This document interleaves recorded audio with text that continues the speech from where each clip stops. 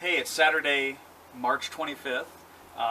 Definitely time to give a chicken update. It's a little overdue. Come on over this way.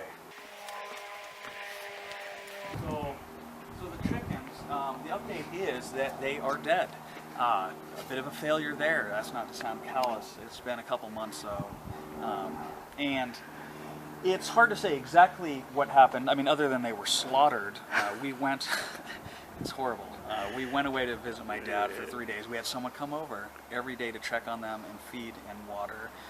And the last day when we showed up, I actually brought some organic broccoli. I was just going to throw it in their pen. I ran right over here where I'm standing. I looked over, I was whistling for them, and then I saw the just feathers, blood all through there.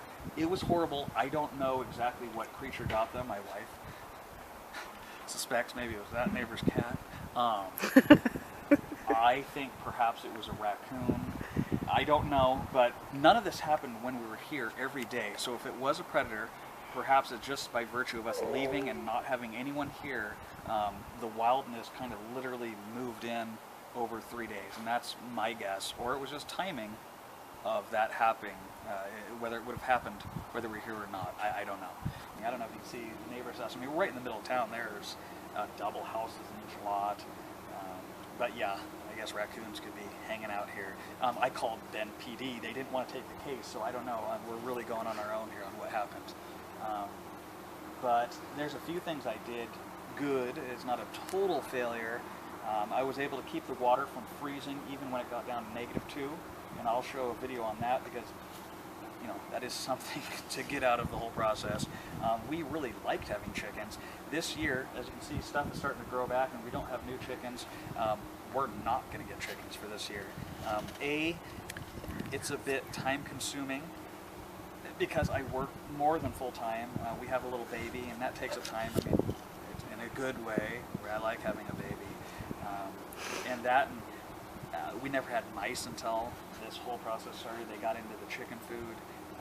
They invaded the shed and the chicken coop. I've trapped total probably like 35 mice over the last few months, and then recently a few mice in the basement, but I did trap those and I haven't seen any more poop in the basement there, which is good. It's a bad year for mice, or is it just that we're specifically worse because of the whole chicken situation? But I don't know. So anywho's, I will show you a couple good things. I mean, there's nothing fancy to show you about this other than it was easy to build, worked good enough to keep the chickens in. I'm going to get the camera and I'll show a couple things in the coop that worked out good for me. Okay, and then so the coop, at least one thing that, I mean, it worked out good in the sense it stayed dry. It gave them shelter. We had tons of snow and rain. There's a mouse that was trapped. I would say probably shouldn't keep food in there. I mean, that's not the only reason why mice would come in here for food. I mean, maybe also for just dry shelter, but I'm sure having food in here doesn't help. And then on this side, the nesting box idea worked really good. I mean, just this one here, the upper one, no, that was completely pointless and I didn't use it.